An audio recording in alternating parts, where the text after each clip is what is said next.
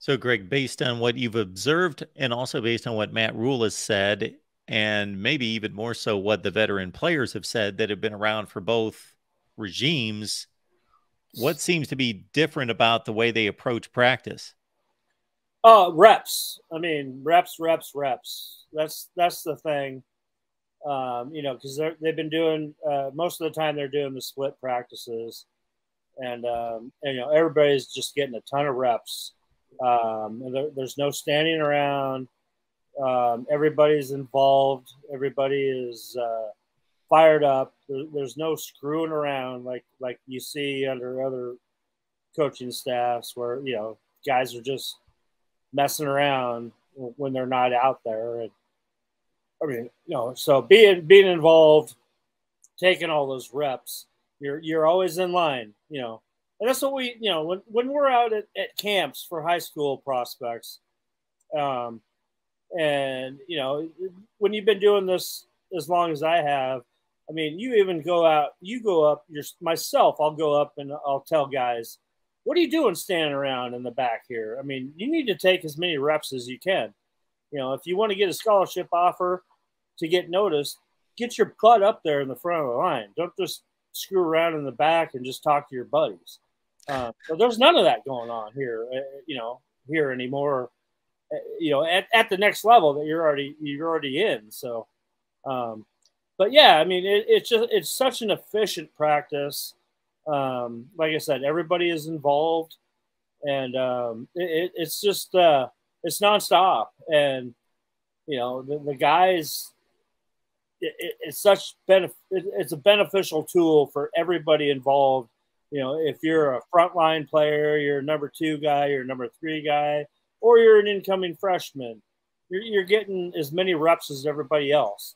So that makes you so much more valuable and so much more ready to play that, in a certain situation during a game, in a Big Ten game, your number might get called and, you're ready to go. So that's the biggest thing that I notice. Our guy Fangway's in the chat with a pretty general question, but just he wants to know if the linemen look agile, faster, if the linebackers are flying to the football. Both of those, yes. The linemen, I think I mentioned last week that they look so much leaner and they're moving so much better. And, it really is, it jumps out. It's that noticeable that they jump out, that you don't see anybody really carrying any bad weight.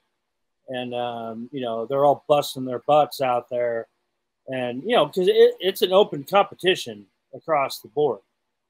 And, it's just, it's refreshing to see after kind of some of the lackadaisical approaches we've seen from previous coaching regimes here in Nebraska.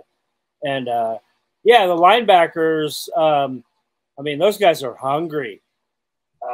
And led by Nick Henrich, who's it's really nice to see healthy again, and him and Luke Reimer just have the whole group salivating to go out and just hit guys. And I mean, that's the premise of this whole defense is fly around and run to the ball, and that's what you see out there. These guys, they pin their ears back and they're just ready to go. I really like seeing, this whole defense under the defensive coordinator, Tony White. It's taken a whole new look to it than what we've been used to seeing. Has Matt Rhule talked at all about just how he approaches practice? Because different coaches, position themselves in different ways. Maybe they just hang out with the quarterbacks a lot. Others are moving all over the place. Of course, he's trying to get used to this team. They had spring practice, but he's trying to get used to the personnel, much of which he did not recruit and sign. So, no, he is hands-on. He is all over the place. You see him. I mean, he's not a coach that just stands around and chats with his assistants. He's watching everything, and he's always calling guys over and giving him pointers and going through the motions with him and telling him what he wants him to do. And it's really it's a lot of fun to watch his interactions with his players, because in such a short time, excuse me, in such a short time, his whole team is bought into what he's doing. And he really, I mean, he doesn't demand it, but everybody just gives him the utmost respect.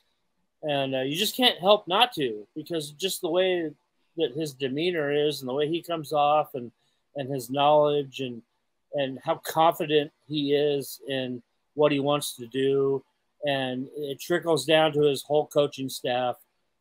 They believe in him 100%. And, the nice thing is with, when you talk about his coaching staff, is that he's got his coaching staff too deep, really. I mean, he knows that with success, his guys are going to get better job offers in the future and move on. He's already got a guy right there behind him with the same kind of experience and coaching tenure. Just another, guy to add in there when you lose somebody. Just like Bob Wagner, being